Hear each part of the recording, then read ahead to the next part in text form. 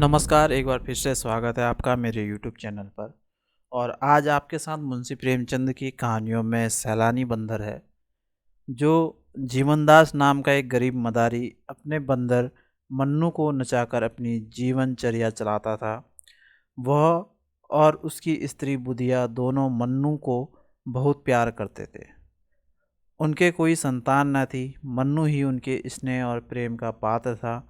दोनों उसे अपने हाथ अपने साथ खिलाते और अपने साथ सुलाते थे। उनकी दृष्टि में मन्नू से अधिक प्रिय वस्तु न थी कोई। जीवनदास उसके लिए एक गेंद लाया था। मन्नू आंगन में गेंद खेला करता था।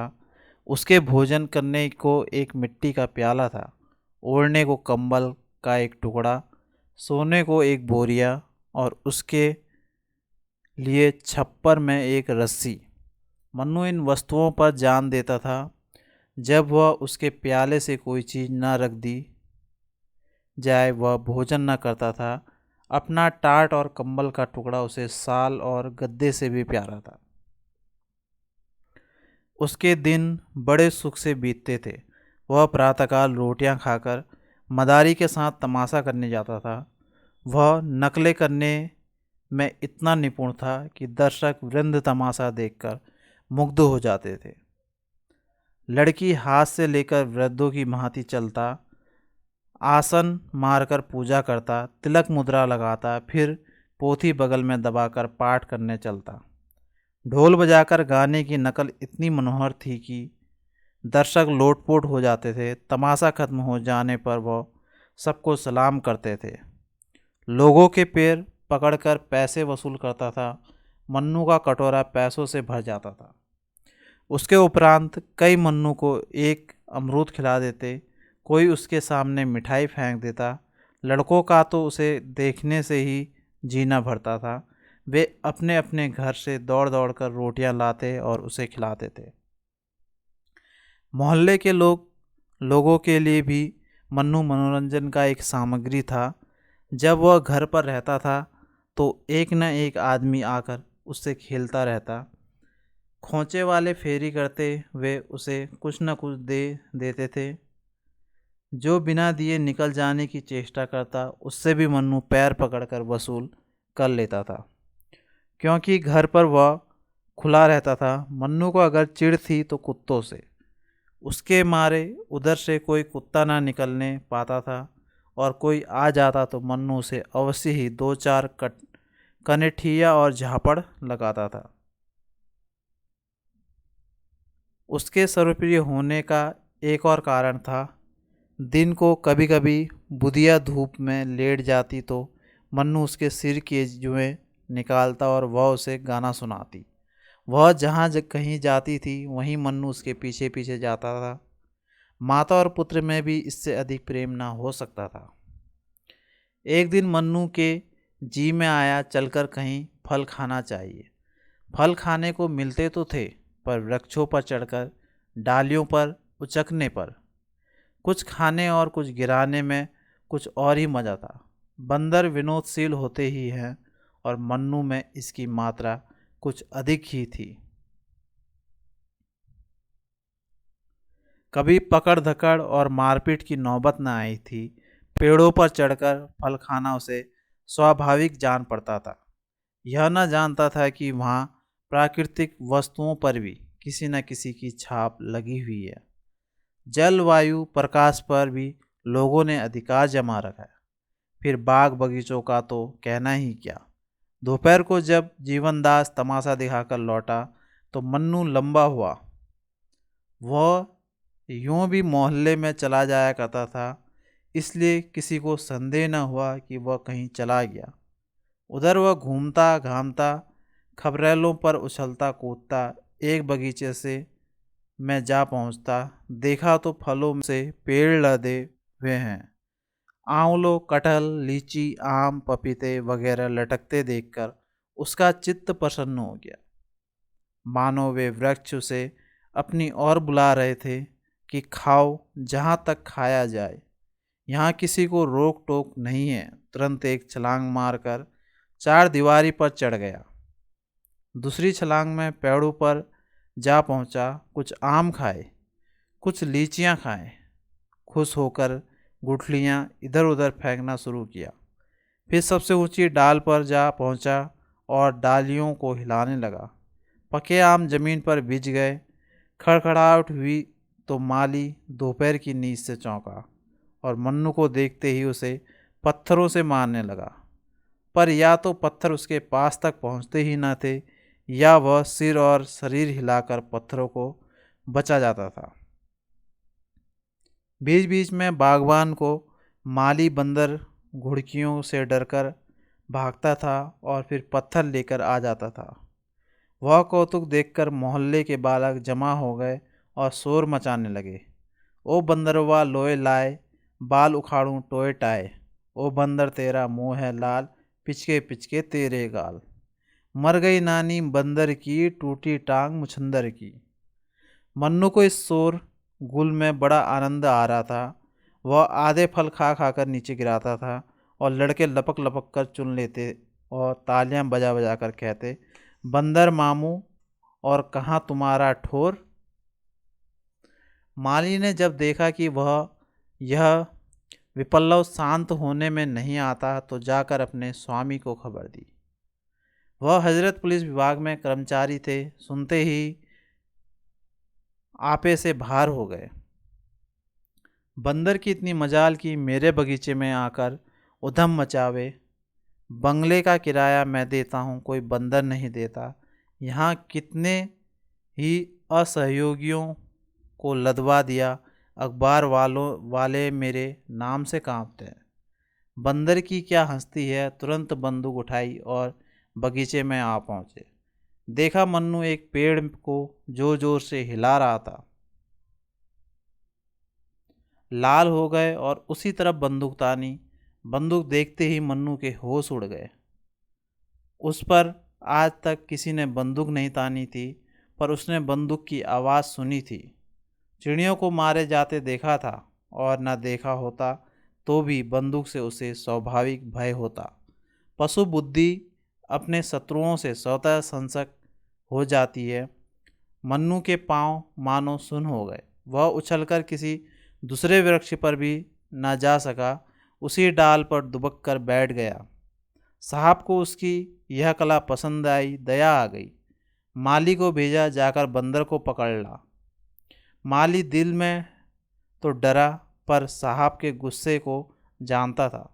चुपके से वृक्ष पर चढ़ गया और हजरत बंदर को एक रस्सी से बांध लाया। मन्नू साहब को बरामदे में एक खंभे में बांध दिया गया। उसकी स्वच्छंदता को अंत हो गया। संध्या तक वहीं पड़ा हुआ करुण स्वर में कूं कूं करता रहा। सांझ हो गई तो एक नौकर उसके सामने एक मुट्ठी चने डाल गया। अब मन्नू को अपनी स्थिति के परिवर्तन का ज्ञान हुआ। न कंबल न टाट जमीन पर पड़ा बिसुर रहा था। चने उसने छुए भी नहीं। पछता रहा था कि कहाँ से फल खाने निकला। मदारी का प्रेम याद आया। बेचारा मुझे खोजता फिरता होगा। मदारिन प्याले में रोटी और दूध लिए मुझे मन्नू मन्नू पुकार रही होगी। हाँ विपत्ति, तूने मुझे कहाँ लाकर छोड़ा। रात भर वह जागता और बार बार खंबे के चक्कर लगाता रहा। साहब का कुत्ता टामी बार बार डराता और भौंकता था। मन्नू को उस पर ऐसा क्रोध आता था कि पाँव तो मारे चपटों के चौथिया दूं, पर कुत्ता निकट न आता। दूरी से गरज कर रह जाता था। रात गुजरी तो साहब ने आकर मन्नू को 2-3 टोकरें जमाई। सुअर रात भर चिल्ला चिल्ला कर नींद हराम कर दी। आँख तक न लगी। बच्चा, आज भी तुमने गुल मचाया तो गोली मार दूंगा। यह कहकर वह तो चले गए। अब नटखट लड़कों की बारी आई। कुछ घर के और कुछ बाहर के लड़के जमा हो गए। कोई मन्नू को मुंह चिढ़ाता, कोई उस पर पत्थर फेंकता और कोई उसको मिठाई दिखाकर ललचाता था। कोई उसका रक्षक न था। किसी को उस पर दया न आती थी। आत्मरक्षा की जितनी क्रियाएं उसे मालूम थी, सब करके हार गया। प्रणाम किया, पूजा पाठ किया, लेकिन इसका उपहार यही मिला कि लड़कों ने उसे और भी दिक करना शुरू किया। आज किसी ने उसके सामने चने भी न डाले, और यदि डाले भी तो वह खा न सकता। शोक ने भोजन की इच्छा न रखी थी। संध्या समय मदारी पता लगाता हुआ साहब के घर पहुंचा। मन्नू से देखते ही ऐसा अधीर हुआ मानो जंजीर तोड़ डालेगा, खंबे को गिरा देगा। मदारी ने जाकर मन्नू को गले से लगा लिया और साहब से बोला, हुजूर, भूल चूक तो आदमी से भी होती है, यह तो पशु है। मुझे चाहे जो सजा दीजिए, पर इसे छोड़ दीजिए। सरकार, यही मेरी रोटियों का सहारा है। इसके बिना हम दो प्राणी भूखों मर जाएंगे। इसे हमने लड़के की तरह पाला है। जब से वह भागा है, मदारिन ने दाना पानी छोड़ दिया है। इतनी दया कीजिए सरकार, आपका इकबाल सदा रोशन रहे। इससे भी बड़ा ओहदा मिले, कलम चाक हो, मुद्दई बेबाक हो। आप हैं सपूत, सदा रहे मजबूत, आपके बैरी को दाबे भूत। मगर साहब ने दया का पाठ न पढ़ा था। घुड़कर बोले, चुप रह पाजी, टें टें टें करके दिमाग न चाट। बच्चा बंदर छोड़कर बाघ का सत्यानाश करवा डाला। अब खुशामद करने चले हो? जाकर देखो तो इतने इसने कितने फल खराब कर दिए। अगर इसे ले जाना चाहता है तो 10 रुपया लाकर मेरी नज़र कर, नहीं तो चुपके से अपनी राह पकड़। यह तो कहीं बदे बदे मर जाएगा या कोई इतने दाम देकर ले जाएगा। मदारी निराश होकर चला गया। 10 रुपये कहाँ से लाता? बुधिया से जाकर हाल कहा। बुधिया को अपनी तरस पैदा करने की शक्ति पर ज़्यादा भरोसा था। बोली, बस देख ली तुम्हारी करतूत, जाकर लाठी सी मारी होगी। हकीमों से बड़े दांव पेच की बातें की जाती हैं, तब कहीं जाकर वे पसीजते हैं।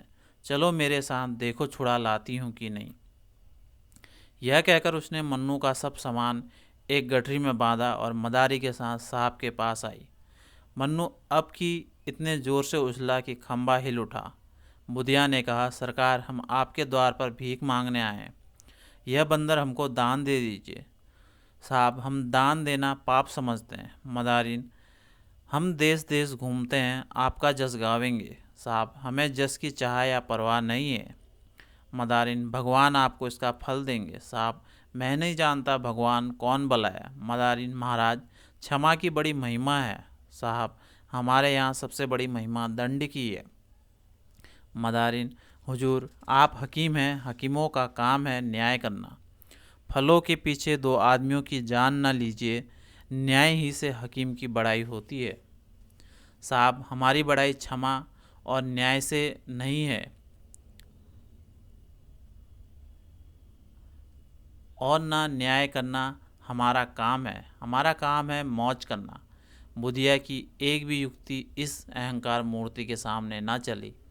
अंत को निराश होकर वह बोली, हुजूर, इतना हुक्म तो दे दें कि ये चीज़ें बंदर के पास रख दूं, इन पर यह जान देता है। साहब, मेरे यहाँ कूड़ा करकट रखने की जगह नहीं है। आखिर बुधिया हताश होकर चली गई। टॉमी ने देखा मन्नू कुछ बोलता नहीं तो शेर हो गया। भौंकता भौंकता मन्नू के पास चला आया। मन्नू ने लपक कर उसके दोनों कान पकड़ लिए और इतने तमाचे लगाए कि उसे छठी का दूध याद आ गया। उसकी चिल्लाहट सुनकर साहब कमरे से बाहर निकल आए और मन्नू के कई ठोकरें लगाई। नौकरों को आज्ञा दी, इस तरह बदमाश को 3 दिन तक कुछ खाने को मत दो। संयोग से उसी दिन एक सर्कस कंपनी का मैनेजर साहब से तमाशा करने की आज्ञा लेने आया। उसने मन्नू को बधे हुए रोनी सूरत बनाए बैठे देखा तो पास आकर उसे पुचकारा। मन्नू उछलकर उसकी टांगों से लिपट गया और उसे सलाम करने लगा। मैनेजर समझ गया कि यह पालतू जानवर है, उसे अपने तमाशे के लिए बंदर की ज़रूरत थी। साहब से बातचीत की, उसका उचित मूल्य दिया और अपने साथ ले गया। किंतु मन्नू को शीघ्र ही विदित हो गया कि यहाँ मैं और भी बुरा फंसा। मैनेजर ने उसे बंदरों के रखवाले को सौंप दिया। रखवाला निष्ठुर और क्रूर प्रकृति का प्राणी था। उसके अधीन और भी कई बंदर थे, सभी उसके हाथों कष्ट भोग रहे थे। वह उनके भोजन की सामग्री खुद खा जाता था। अन्य बंदरों ने मन्नू का सहर्ष स्वागत नहीं किया। उसके आने से उनमें बड़ा कोलाहल मचा। अगर रखवाले ने उसे अलग न कर दिया होता तो वे सब उसे नोच कर खा जाते। मन्नू को अब नई विद्या सीखनी पड़ी। पैरागाड़ी पर चढ़ना, दौड़ते घोड़े की पीठ पर दो टांगों से खड़े हो जाना, पतली रस्सी पर चलना इत्यादि बड़ी ही कष्टप्रद साधनाएं थी। मन्नू को ये सब कौशल सीखने में बहुत मार खानी पड़ती। जरा भी चूकता तो पीठ पर डंडा पड़ जाता। उससे अधिक कष्ट की बात यह थी कि उसे दिन भर एक कटघरे में बंद रखा जाता था, जिसमें कोई उसे देख न ले। मदारी ने यहाँ तमाशा ही दिखाना पड़ता था, किंतु उस तमाशे और इस तमाशे में बड़ा अंतर था। कहाँ वे मदारी की मीठी मीठी बातें, उसका दुलारा और प्यार, और कहाँ यह कारावास और दंडों की मार। ये काम सीखने में उसे इसलिए और भी देर लगती थी कि वह अभी तक जीवनदास के पास भाग जाने के विचार को भुला न था। नित्य इसकी ताक में रहता कि मौका पाऊं और निकल जाऊं, लेकिन वहां जानवरों पर बड़ी कड़ी निगाह रखी जाती थी। बाहर की हवा तक न मिलती थी। भागने की तो बात क्या, काम लेने वाले सब थे, मगर भोजन की खबर लेने वाला कोई भी न था। साहब की कैद से तो मन्नू जल्दी ही छूट गया था, लेकिन इस कैद से 3 महीने बीत गए। शरीर घुल गया, नित्य चिंता घेरे रहती थी, पर भागने का कोई ठीक ठाक ठिकाना न था। जी चाहे न चाहे उसे काम अवश्य करना पड़ता था। स्वामी को पैसों से काम था, वह जिए चाहे मरे। संयोगवश एक दिन सर्कस के पंडाल में आग लग गई। सर्कस के नौकर चाकर सब जुआरी थे। दिन भर जुआ खेलते थे, शराब पीते और लड़ाई झगड़ा करते थे। इन्हीं झगड़ों में एक गैस की नली फट गई, हाहाकार मच गया। दर्शक वृंद जान बचाकर भागे। कंपनी के कर्मचारी अपनी चीजें ले निकल। पशुओं की किसी को खबर न थी। सर्कस के बड़े बड़े भयंकर जीव जंतु तमाशा करते थे। 2 शेर, कई चीते, एक हाथी, एक रीछ थे। कुत्तों, घोड़ों तथा बंदरों की संख्या तो इससे कहीं अधिक थी। कंपनी धन कमाने के लिए अपने नौकरों की जान को कोई चीज़ नहीं समझती थी। ये सब के सब जीव इस समय तमाशे के लिए खोले गए थे। आग लगते ही वे चिल्ला चिल्ला कर भागे। मन्नू भी भाग खड़ा हुआ, पीछे फिरकर भी न देखा कि पंडाल जला या बचा।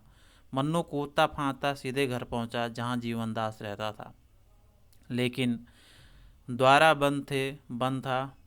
खपरेल पर चढ़कर वह घर में घुस गया, मगर किसी आदमी का चिन्ह नहीं मिला। वह स्थान जहां वह सोता था और जिसे बुदिया गोबर से लीप कर साफ रखा करती थी, अब घास पात से ढका हुआ था। वह लकड़ी जिस पर चढ़कर कूदा करता था, दीमकों ने खा ली थी। मोहल्ले वाले उसे देखते ही पहचान गए। शोर मच गया, मन्नू आया, मन्नू आया। मन्नू उस दिन से रोज़ संध्या के समय उसी घर में आ जाता और पुराने स्थान पर लेटा रहता। वह दिन भर मोहल्ले में घूमा करता था। कोई कुछ दे देता तो खा लेता था, मगर किसी की कोई चीज़ नहीं छूता था। उसे अब भी आशा था कि मेरा स्वामी यहाँ मुझसे अवश्य लेने आएगा। रातों को उसके कराहने की करुण ध्वनि सुनाई देती थी। उसकी दीनता पर देखने वालों की आंखों से आंसू निकल पड़ते थे। इस प्रकार कई महीने बीत गए। एक दिन मन्नू गली में बैठा हुआ था, इतने में लड़कों का शोर सुनाई दिया। उसने देखा एक बुढ़िया नंगे बदन, एक चिथड़ा कमर में लपेट, सिर के बाल छिटकाए भूतनियों की तरह चली आ रही है, और कई लड़के उसका पीछे पत्थर फेंकते, पगली नानी की हाँक लगाते, तालियां बजाते चले जा रहे। वह रह रहकर रुक जाती है और लड़कों से कहती है, मैं पगली नानी नहीं हूँ, मुझे पगली क्यों कहते हो? आखिर बुढ़िया ज़मीन पर बैठ गई और बोली, बताओ मुझे पगली क्यों कहते हो? उसे लड़कों पर लेस मात्र भी क्रोध न आता था। वह न रोती थी न हंसती। पत्थर लग भी जाता चुप हो जाती थी। एक लड़के ने कहा, तू कपड़े क्यों नहीं पहनती? तू पागल नहीं तो और क्या है? बुढ़िया, कपड़े जाड़े सर्दी से बचने के लिए पहने जाते हैं, आजकल तो गर्मी है। लड़का, तुझे शर्म नहीं आती? बुढ़िया, शर्म किसे कहते हैं बेटा? इतने साधु सन्यासी नंगे रहते हैं, उनको पत्थर से क्यों नहीं मारते? लड़का, वो तो मर्द हैं। बुढ़िया, क्या शर्म औरतों के लिए ही है? मर्दों को शर्म नहीं आनी चाहिए? लड़का, तुझे जो कुछ दे देता है उससे तू खा लेती है। तू पागल नहीं तो और क्या है? बुढ़िया: इसमें पागलपन की क्या बात है बेटा, भूख लगती है पेट भर लेती हूँ। लड़का: तुझे कुछ विचार नहीं है, किसी के हाथ की चीज़ खाते घिन नहीं आती है? बुढ़िया: घिन किसे कहते हैं बेटा, मैं भूल गई हूँ। लड़का: सभी को घिन आती है, क्या बता दूँ घिन किसे कहते हैं? दूसरा लड़का: तू पैसे क्यों हाथ में फेंक देती है, कोई कपड़े देता है तो क्यों छोड़कर चल देती है, पगली नहीं तो क्या है? बुढ़िया: पैसे कपड़े लेकर क्या करूं बेटा? लड़का: और लोग क्या करते हैं, पैसे रुपये का लालच सभी को होता है। बुढ़िया: लालच किसे कहते हैं बेटा, मैं भूल गई हूँ। लड़का: इसी से तुझे पगली नानी कहते हैं। तुझे ना लोभ है, घिन है, ना विचार है, ना लाज है, ऐसे को ही पागल कहते हैं। बुढ़िया: तो यही कहो मैं पगली हूँ। लड़का: तुझे क्रोध क्यों नहीं आता? बुढ़िया: क्या जाने बेटा, मुझे तो क्रोध नहीं आता। क्या किसी को क्रोध भी आता है? मैं तो भूल गई हूँ। कई लड़कों ने इस पर पगली पगली का शोर मचाया और बुढ़िया उसी तरह शांत भाव से आगे चली। जब वह निकट आई तो मन्नू उसे पहचान गया। यह तो मेरी बुधिया है। वह दौड़कर उसके पैरों से लिपट गया। बुधिया ने चौंक कर मन्नू को देखा, पहचान गई। उसने उसे छाती से लगा लिया। मन्नू को गोद में लेते ही बुधिया को अनुभव हुआ कि मैं नग्न हूँ। मारे शर्म के वह खड़ी न रह सकी। बैठकर एक लड़के से बोली, बेटा मुझे कुछ पहनने को दोगे? लड़का: तुझे तो लाज ही नहीं आती है ना? बुढ़िया: नहीं बेटा, अब तो आ रही है। मुझे न जाने क्या हो गया था। लड़कों ने फिर पगली पगली का शोर मचाया तो उसने पत्थर फेंककर लड़कों को मारना शुरू किया। उनके पीछे दौड़ी। एक लड़के ने पूछा, अभी तो तुझे क्रोध नहीं आता था, अब क्यों आ रहा है? बुढ़िया: क्या जाने क्यों, अब क्रोध आ रहा है। फिर किसी ने पगली कहा तो बंदर से कटवा दूंगी। एक लड़का दौड़कर एक फटा हुआ कपड़ा ले आया। बुधिया ने वह कपड़ा पहन लिया, बाल समेट लिए। उसके मुख पर जो एक अमानुष आभा थी, उसकी जगह चिंता का पीलापन दिखाई देने लगा। वह रो रो कर मन्नू से कहने लगी, बेटा तुम कहाँ चले गए थे? इतने दिन हो गए हमारी सुध न ली। तुम्हारा मदारी तुम्हारे ही वियोग में परलोक सिधारा। मैं भिक्षा मांगकर अपना पेट पालने लगी। घर द्वार तहस नहस हो गया। तुम थे तो खाने की, पहनने की, गहने की, घर की इच्छा थी। तुम्हारे जाते सब इच्छाएं लुप्त हो गई हैं। अकेली भूख तो सताती थी, पर संसार में और किसी की चिंता ना थी। तुम्हारा मदारी मरा पर आंखों में आंसू न आए। वह खाट पर पड़ा कराहता था और मेरा कलेजा ऐसा पत्थर का हो गया था कि उसकी दवा दारू की कौन कहे। उसके पास खड़ी तक न होती थी। सोचती थी वह मेरा कौन है। अब आज वे सब बातें और अपनी वह दशा याद आती है तो कहीं कहना पड़ता है कि मैं सचमुच पगली हो गई थी और लड़कों का मुझे पगली नानी कहकर चिढ़ाना ठीक ही था। यह कहकर बुधिया मन्नू को लिए हुए शहर के बाहर एक बाग में गई, जहाँ वह एक पेड़ के नीचे रहती थी। वहाँ थोड़ी सी पुआल थी, इसके सिवा मनुष्य के बसेरे का कोई और चिन्ह न था। आज से मन्नू बुधिया के पास रहने लगा। वह सवेरे घर से निकल जाता और नकले करके भीख मांगकर बुधिया के खाने भर को अनाज या रोटियां ले आता था। पुत्र भी अगर होता तो वह इतने प्रेम से माता की सेवा न करता। उसकी नकलों से खुश होकर लोग उसे पैसा भी देते थे। उन पैसों से बुधिया खाने की चीज़ें बाजार से लाती थी। लोग बुधिया के प्रति बंदर का वह प्रेम देखकर चकित हो जाते और कहते थे कि यह बंदर नहीं है, कोई देवता है।